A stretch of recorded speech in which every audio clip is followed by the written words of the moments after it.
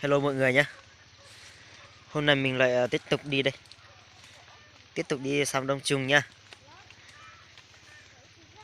Tiếp tục đi sang Đông Trùng Hà Thảo nha mọi người, theo chân mình nha. Theo chân trên hành trình của mình nha, xem hôm nay lại được bao nhiêu nha. Đây các bạn, một con ở dưới này nhá, nhỏ tí ti thôi.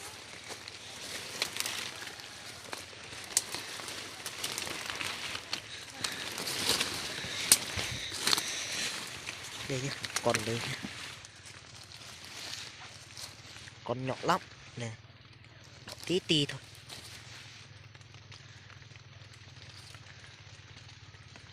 Ôi con này quá non luôn. Bị đứt rồi mọi người ạ. Đây một con bên này nó khá là to. Khá là to. Hay cố thôi nha. Rất là nhiều dây leo luôn này. Đây mọi người nhìn đây này. Đấy. Con này thì khỏe hơn rồi.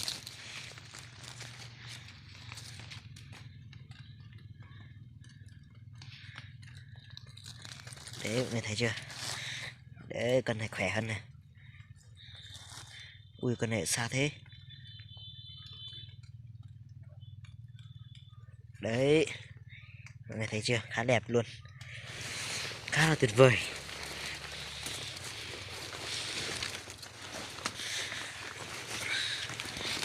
Nhiều dây leo quá mọi người ạ.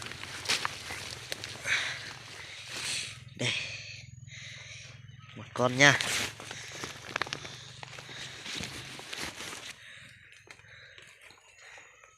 Khá là nhiều dây leo.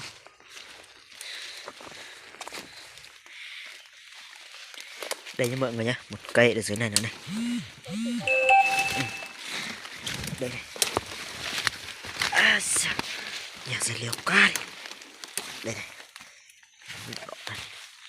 Đánh trồi ra rồi.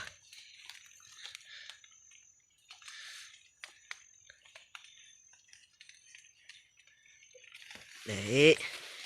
Đẹp chưa? Đẹp chưa mọi người?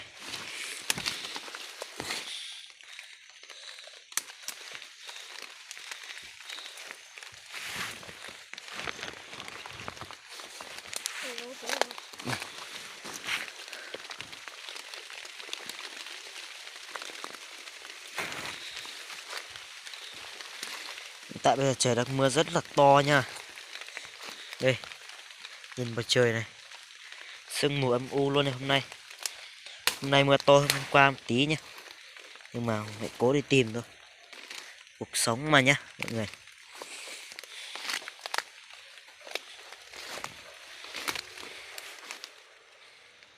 Đây nhá mọi người nhá, thấy một cây bên này nhá.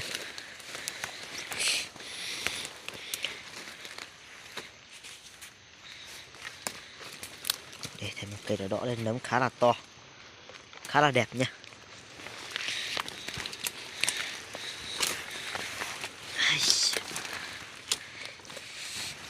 Đấy các bạn thấy chưa? Đây này.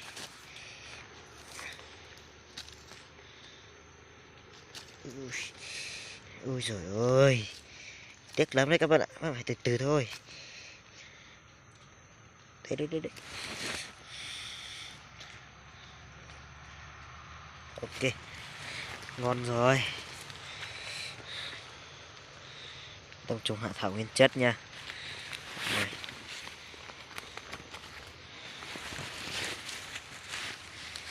Hay giả một cây bên này nữa nhưng mà chỗ này nhiều cái dây leo khô quá. Đây. Cây đây nữa này. Đây này mọi người. Đỏ chót này.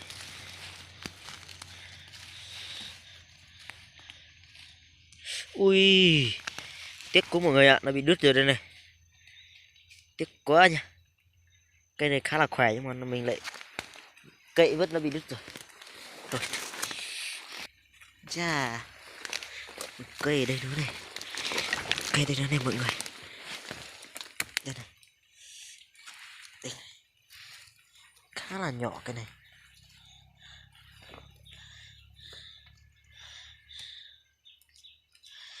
Khá là nhỏ nên là khá là yếu. Bị đứt rồi.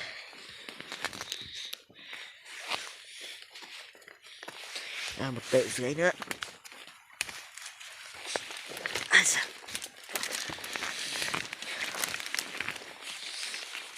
Đây nha, cây này mọc 2 cái nấm luôn. Đây là mọi người ơi. Đấy. Ui, đứa một cái rồi. Đây mọi người, đứa một cái, còn một cái thôi nha. Tiếc quá đi. Đây nha mọi người nhé. Đây, cây này khá to nhá. Khá là đẹp luôn.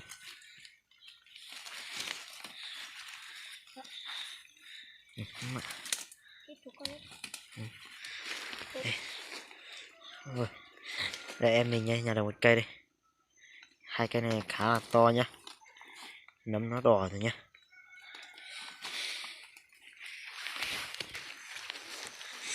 Đây nha mọi người, một cây đây này. Một gốc, 2 gốc luôn này. Chắc mấy cây này là một gốc mình thôi. Chắc con này khá là to đấy. Ôi, bị đứt một cây rồi các bạn ạ. Đứt một gốc, còn một gốc thôi mọi người ạ. Ôi con này con sâu to nha mọi người nha. Đây, con sâu mẹ của nó đây. Khá là to và đẹp nha.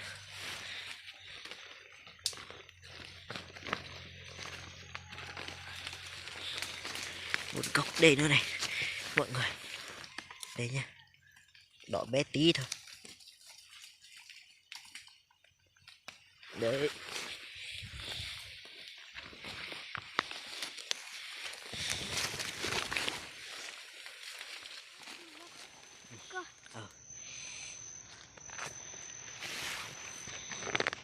Đây mọi người nhé, gốc đây này. Đây này, gốc này mọc ra 2 cái nấm này. Ôi trời trời. Từ từ thôi mọi người ạ. Sợ nó đứt lắm. Đây mình thấy con mẹ của nó rồi. Đây này.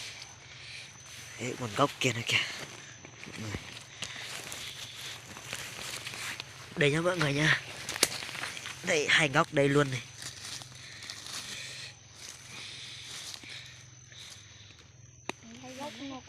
Đây này, một gốc đây này mọi người.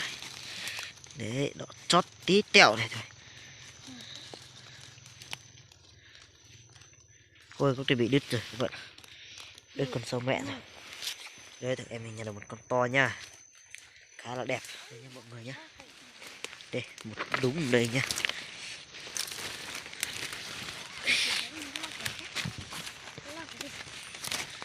Đây nha. Đọ chót đây này.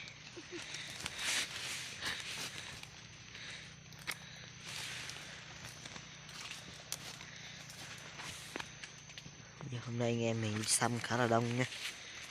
Mấy người luôn. Đây anh em mình đi xăm nha. Đây, gần đường thôi đây. Ngay mặt đường nhá, mặt đường ngay đây nhá. Đây, 2 con đây nữa này. Đấy, các bạn thấy chưa? Đấy, đỏ đỏ đây này.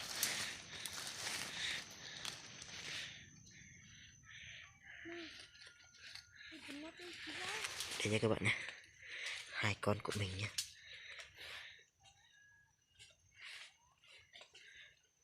Tôi lấy hình.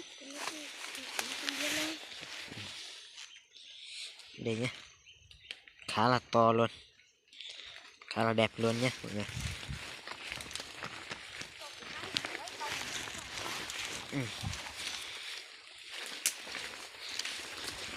Hiện tại bây giờ mình đang rất là gần mặt đường nha. Gần một đường quốc lộ luôn này. Đây, mặt đường ngay đây nhá. Đây, một mần bên này nữa này. Đây nhá. Mần khá là dài đây. Đỏ đây. Nghe thấy chưa? Cặp mở quá không thấy được.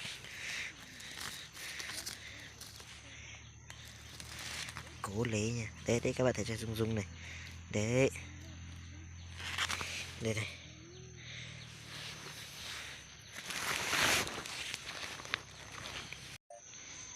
Đây mọi người nhá, một cây đây, to đây. Đây nhá, cây này to lắm rồi nhá. Hết cỡ của nó chỉ thế này xong là nó thối thôi nhá. cho nát. Ăn gì? Đấy, nấm nó chỉ to thế này thôi. Đây, bắt đầu thối cái chỗ trắng trắng này này. Nấm nó to hết cỡ thế này nhá. Đây mọi người này, một cây trên này này, trên cái chỗ này nhá. Cây này cũng mọc khá là to rồi. Đấy mọi người ạ, mọi người thấy chưa? Cây này này khá là to rồi nha.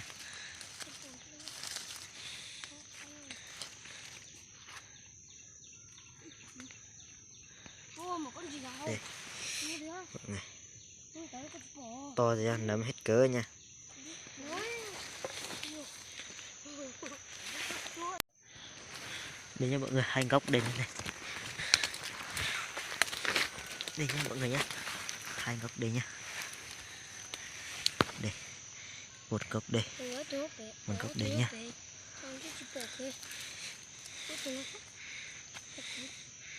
Đấy, được một góc rồi nhá. Tiếp tục góc thứ hai này. Đấy, được hai góc rồi nha, đẹp chưa mọi người? Đấy, đỏ chót đây, hai góc đẹp như nhau luôn. Đây, hai góc đẹp như nhau luôn nha. Đây nha mọi người nhé.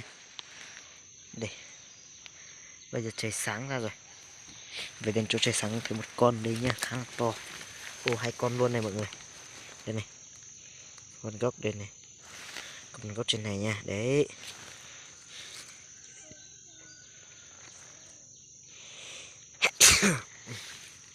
ôi rồi.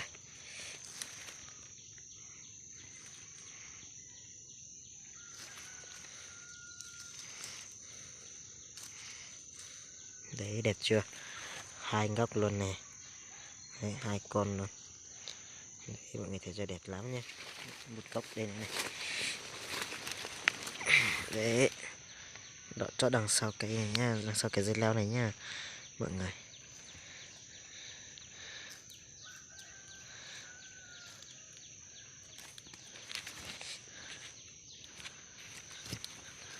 Các bạn phải cẩn thận nên nó bị đứt nha. Phải từ từ thôi.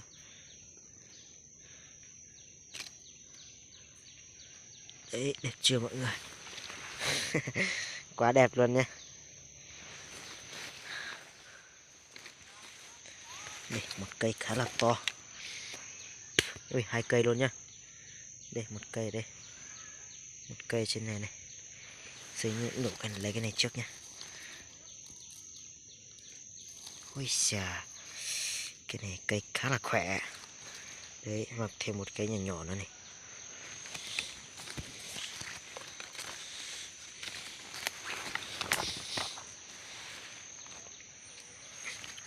Đây, cây này khá là to, khá là đẹp. Đây mọi người, mọi người thấy chưa? Mình rất là nhẹ nhàng luôn này. Hai cây đẹp, to đẹp luôn, nấm đẹp đỏ luôn. Một cây đây nữa này mọi người.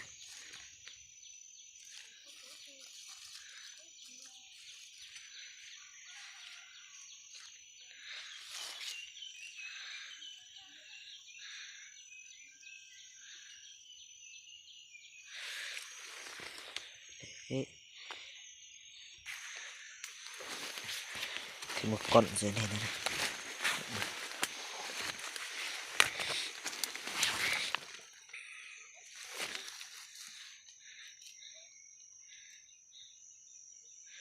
Đấy, được chưa? To đẹp nha. Thêm một cây bên kia nữa, một cây trên này nữa, mình sẽ lấy cây trên này trước nha. À, lấy cây bên này trước đi. Đi gần bên này nữa. Đây, khá là to.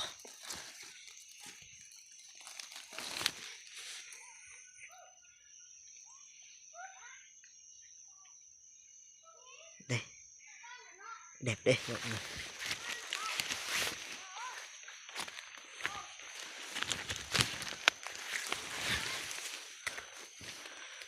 Một cây trên này nữa để đây. Ồ, mấy cây luôn này. Khu này mình thấy khá nhiều nha. Hay 3-4 cây liền luôn. Đấy, chỗ này 2 cây này. 1 cây đây. Đấy, 1 cây đây này.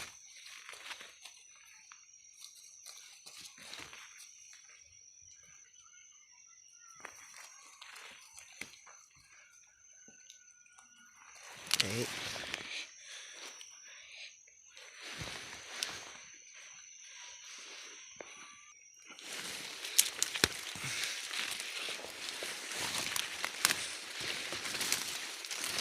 Ồ, khu này có hẳn 5-6 cây luôn này mọi người.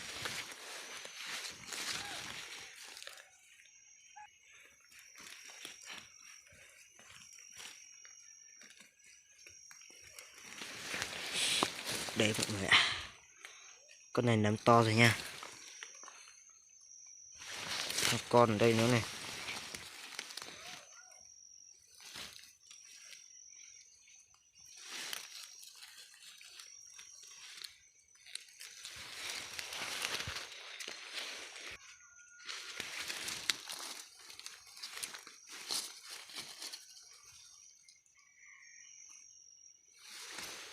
Đây mọi người thấy chưa? Đây trên này nữa nhá. Đi một cho các bạn xem này.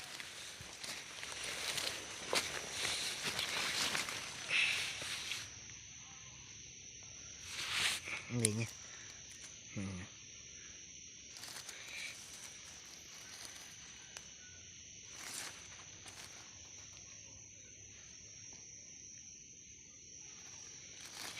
Con này chui khá là sâu xuống dưới đất này. Từ này mình phải được bới một tí đất đi nhé. Ô, bới được đất này mà còn đứt mọi người ạ. Đây con sâu mẹ của nó đây. Đây nó bị đứt nấm rồi nhá. Bị đứt cái con của nó rồi.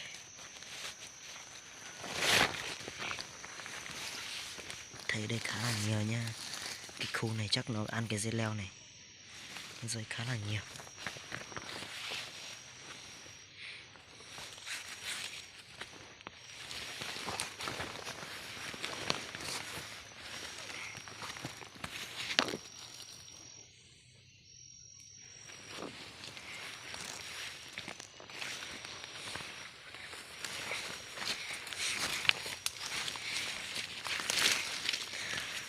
Do mình vừa quay vừa cầm cho nên là nó không được đẹp lắm, video nó không được chất lượng lắm, nên mọi người thông cảm với mình nhé.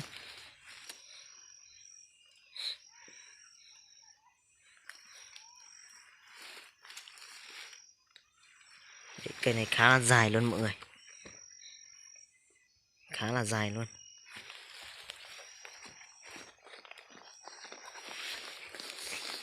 Ui, ở khu này có nhiều thật đấy mọi người ạ. Khu này hẳn tận 10 mấy gốc luôn, 10 mấy con luôn này.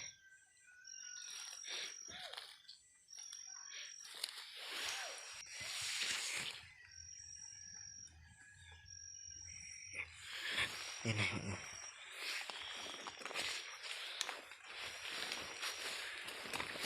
Còn mấy góc bên này nữa nha.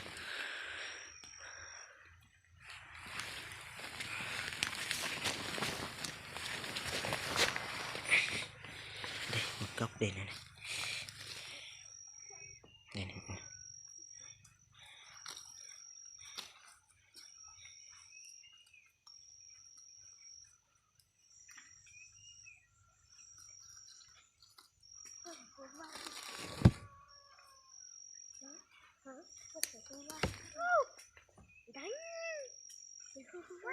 Đây nha mọi người nha.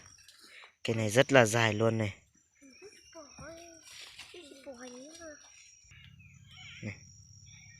Cái này khá dài luôn mọi người ạ. Chắc cái này phải được tầm mấy năm rồi.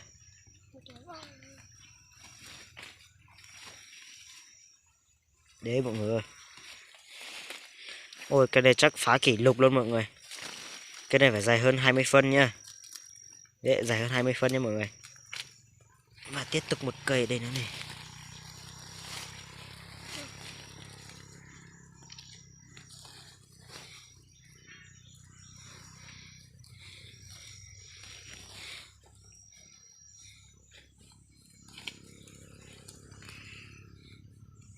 những con này nó chui khá là sâu xuống đất nữa nhé, cho nên là mình đào mình phải từ từ thôi, vừa đào vừa theo cái chân gốc của nó đây. Đây mọi người. Chào mọi người nhé. Bây giờ là 12 giờ trưa đây.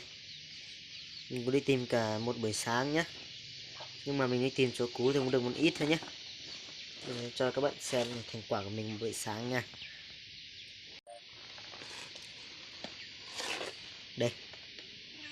Đây là thành quả của mình hôm nay nha. Đi một buổi sáng được chừng này thôi mọi người ạ. Lại đi tìm cái chỗ cũ hôm qua mình đi thôi mà nha, cho nên là được từng này thôi cũng là may mắn lắm rồi. Đấy mọi người ạ, kiếm tiền là nó phải khổ như thế này đấy mọi người ạ. Đi cả một buổi sáng mà được có chắc 1-2 hoa, 3 hoa thôi. Đây, cái vàng vàng này nhá mọi người, cái vàng này là con ong nha, con ong mà hãy đốt người ấy đấy, đấy con ong nha. Còn con bọ xít này, bọ xít này là nấm đỏ nha mọi người. Mọi người hãy nhớ chia sẻ và để lại một bình luận và một đăng ký kênh cho mình nhé, để mình có động lực làm thêm những video tiếp theo nha mọi người. Vâng, chào tất cả mọi người nha.